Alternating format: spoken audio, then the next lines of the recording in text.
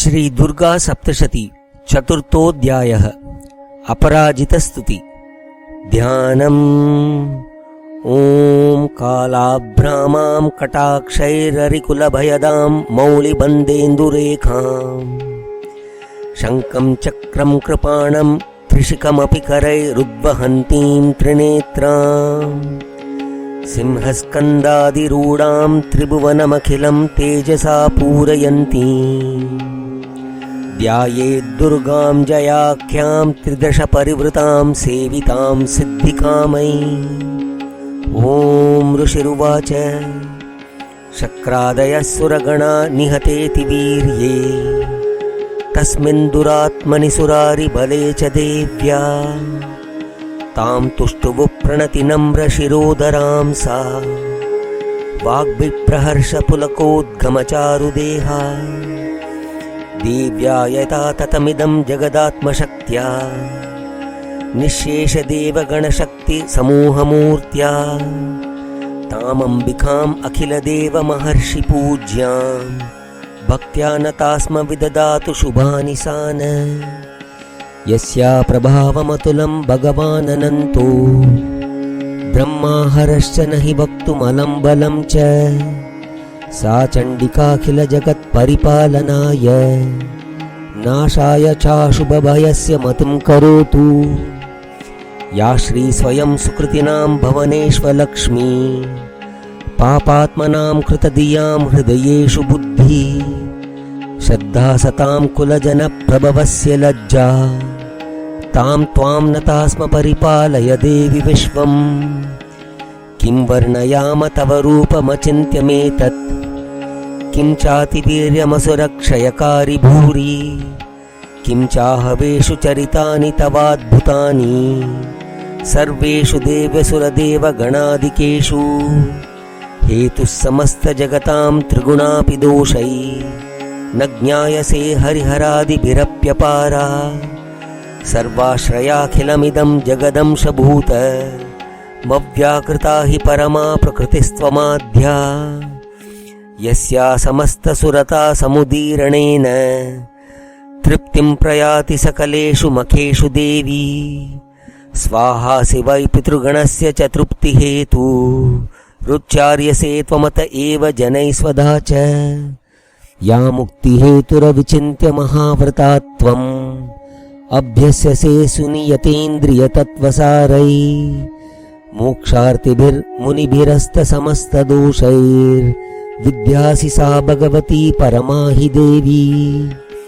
शब्दात्मिका सुविलमर्घ्यजुषां निधानम् उद्गीतरम्यपदपाठवतां च साम्नां देवी त्रयी भगवती भवभावनाय वार्ता च सर्वजगतां परमार्तिहन्त्री।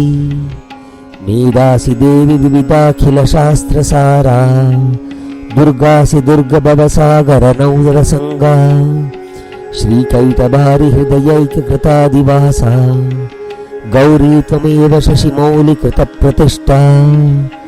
ईषत्सहासममलं परिपूर्णचन्द्र बिम्बानुकारिकनकोत्तमकान्तिकान्तम् अत्यद्भुतं प्रहृतमात्परुषा तथापि वक्त्रं विलोक्य सहसा महिषासुरेण दृष्ट्वा तु देवि कुपितं भ्रुकुटीकराल उद्यच्च शाङ्खसदृशच्छवियन्न सद्य प्राणान् मुमोच महिषस्तदतीव चित्रम् कैर्जीव्यते हि कुपितान्तकदर्शनेन।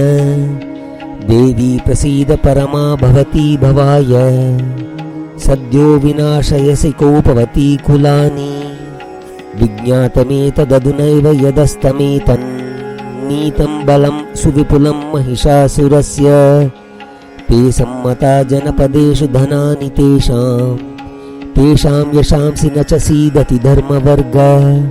धन्यास्त एव निवृतात्मजभृत्यदारा येषां सदाभ्युदयदा भवती प्रसन्ना।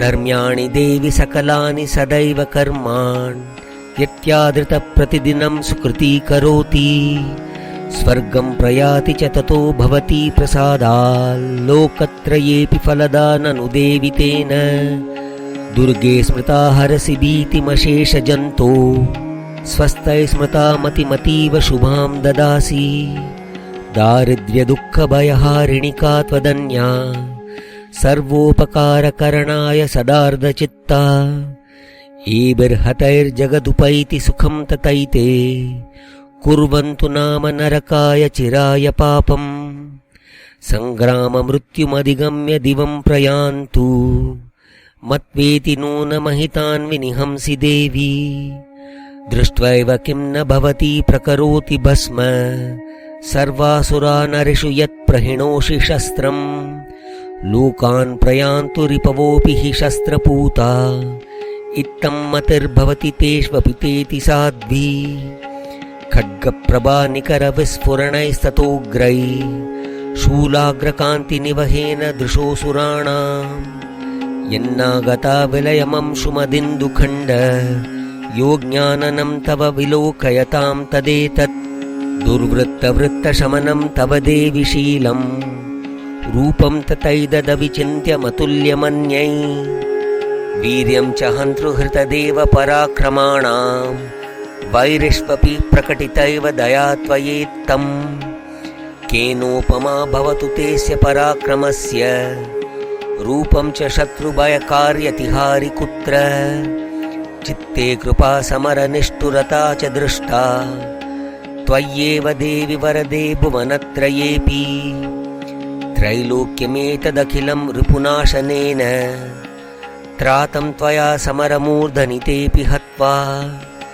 नीतादिवं रिपुगणा भयमप्यपास्तम् अस्माकमुन्मदसुरारिभवं नमस्ते ॐ शूलेन पाहि नो देवी पाहि खड्गेन चाम्बिके घण्टास्वनेन न पाहि चापज्ञानस्वनेन च प्राच्यां रक्ष प्रतीच्यां च चण्डिके रक्ष दक्षिणे ब्राह्मणेनात्मशूलस्य उत्तरस्यां ततेश्वरी सौम्यानि यानि रूपाणि त्रैलोक्ये विचरन्ति ते यानि चात्यर्थघोराणि तैरक्षास्मां सता भुवम् खड्गशूलगदादीनि यानि चास्त्राणि तेऽम्बिके करपल्लवसङ्गीनि तैरस्मान् रक्ष सर्वशः ऋषिरुवाच एवं स्तुतासुरैर्दिव्यै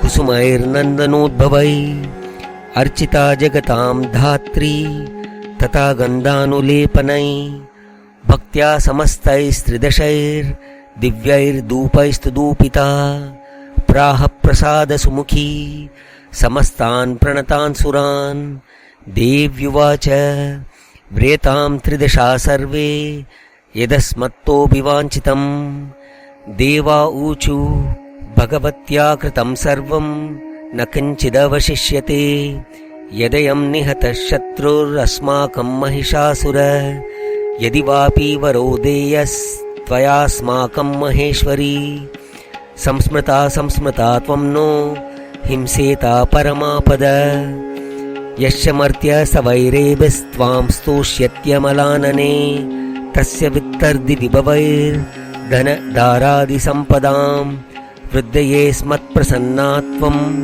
भवेता सर्वताम्बिके ऋषिरुवाच इति प्रसादिता देवैर्जगतोऽर्ते तथात्मनः तथेत्युक्त्वा भद्रकाली बभूवान्तर्हिता नृप इत्येतत्कथितं भूप सम्भूता सा यथा पुरा देवी देवशरीरेभ्यो जगत्त्रयहितैषिणी पुनश्च गौरी देहात् सा समुद्भूता यथाभवत् वदाय दुष्टदैत्यानां तथा शुम्भनिशुम्भयो रक्षणाय च लोकानां देवानामुपकारिणी तच्छृणुष्व मयाख्यातं यथावत् कथयामि ते ह्रीं ॐ इति श्रीमार्कण्डेयपुराणे सावर्णिके मन्वन्तरे देवीमाहात्म्ये चतुर्थोऽध्यायः। ॐ